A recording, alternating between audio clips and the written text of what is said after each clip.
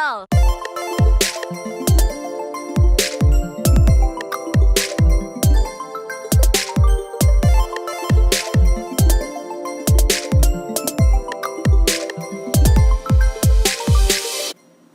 My name is Shannon Keys, and I'm a foods and nutrition major, fourth year senior at SDSU. One of the most interesting differences I saw between Vietnam and the US was the way they viewed and ate their food. The philosophy of their eating was based on a balance of yin and yang, which was sour and spicy, or hot and cold. So at every meal, there was always some kind of meat or fish, and this was considered yang. And to balance that, they would always have vegetables, which is yin. And every meal also included rice, which is neutral, neither yin nor yang, so it could be eaten at any abundance. This is so fascinating because I feel like in the US, there isn't a major philosophy that we go by, just whether something's healthy or not. So it's really cool to see how they brought a spiritual concept into something so simple as eating, and that was a part of their everyday life. Hi, my name is Cassidy Smith. My major is athletic training, and I am a fourth year senior. One thing I learned about my host country that really stuck with me was how hard everyone worked. Everyone talks about the things in Vietnam that people don't have, but they do have incredible work ethic. I noticed everyone working so hard with whatever they were doing, whether it was the farmers out in the field with their cows or the old women in downtown Hanoi walking up to everyone trying to sell their donuts.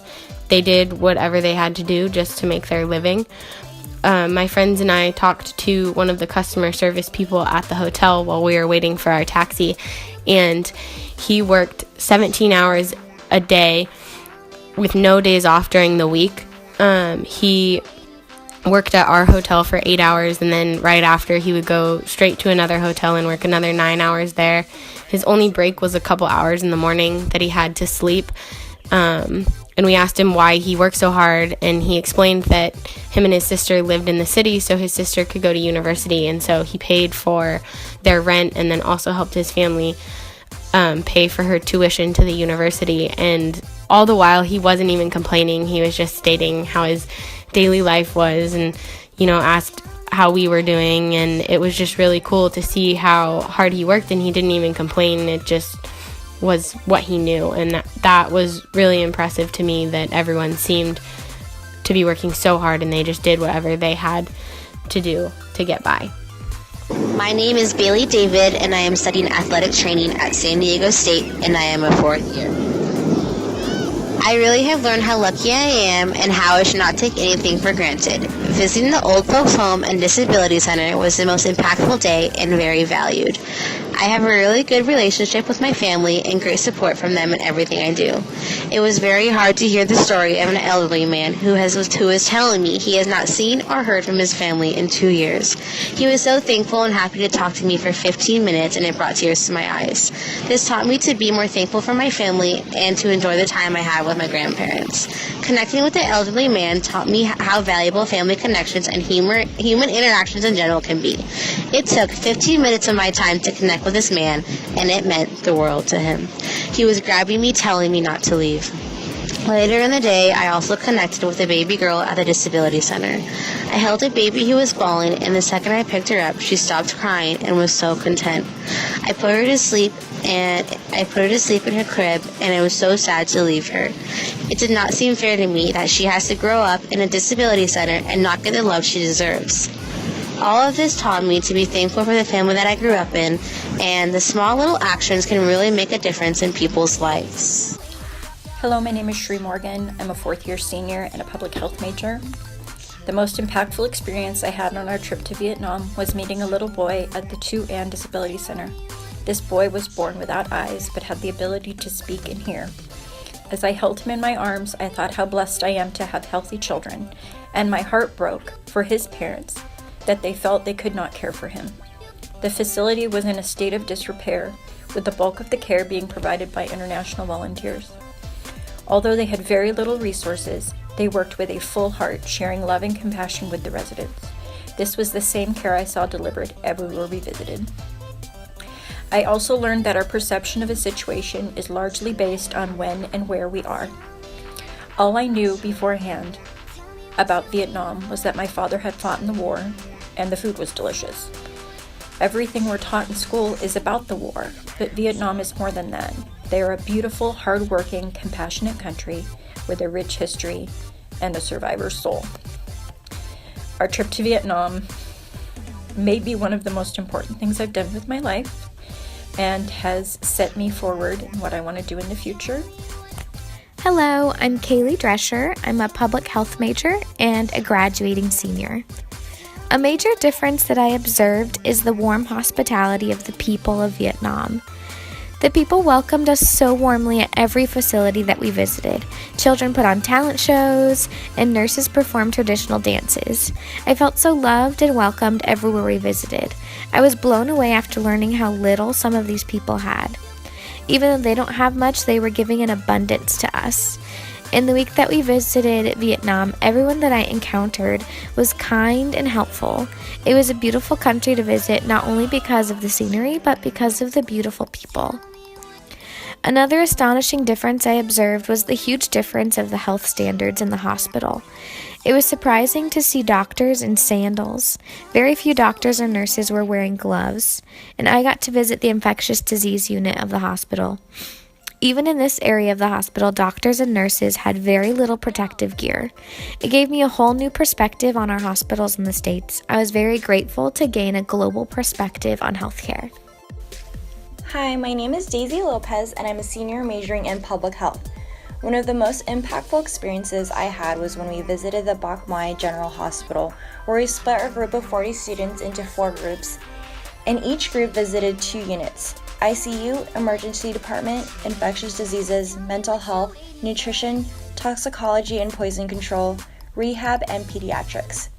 As a public health major, I chose to visit the Infectious Diseases Department.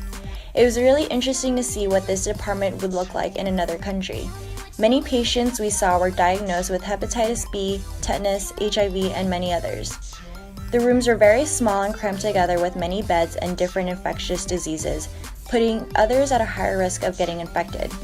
With HIV drugs and treatment being so expensive, one of the doctors discussed that a lot of the grants and funding came from the United States, which were sure to run out very soon.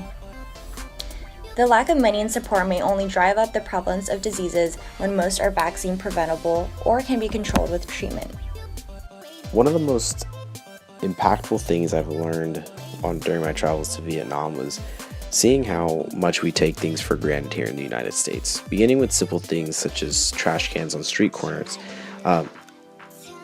The amount of people I saw burning their garbage and dumping their trash in sewers and sidewalks, and it's just insane, and it makes the entire environment there dirty and polluted, and all the amount of people who are smoking tobacco just on the street corners, and all the people, all the motorbikes and all the cars, and all how it could just contributes to their environmental factor and their global health is devastating, and it's crazy seeing that there is no regulation, or there's not even trash cans on corners, and there's no dumpsters where people can just put their trash out, because there's a lot of restaurants in Hanoi where we were staying, and it's a very, very rundown area, but a very nice area at the same time as well. However, on another note, it was also impactful to learn that how much we take our own healthcare standards for granted. Just how others have spoken about the poor conditions of the employees and the patients in the Bach Mai Hospital and the orphanage village, and all the other schools and villages we went to. It was just sad seeing how much money there was in those institutions and how much money the government does not allocate towards healthcare. And it just blew my mind that they had 5 people to a room, and it's insane that the government does not have enough funds to give them more money to make better areas and make the effort to have a better healthcare resource for them. In addition, I kept thinking during all the sites we visited how friends and family have complained about our healthcare systems in the United States, and how it took them forever to get an MRI or an X-ray, and I'm just thinking to myself how lucky we are to even be having access to healthcare, whereas people in Vietnam, if they do not have enough money, they are not able to get this, and even if they are able to get it, it's a very lengthy and it's a very complicated process when we learned, and it's just sad seeing how much poverty there is and how difficult it is for the Vietnamese people to get access to healthcare services.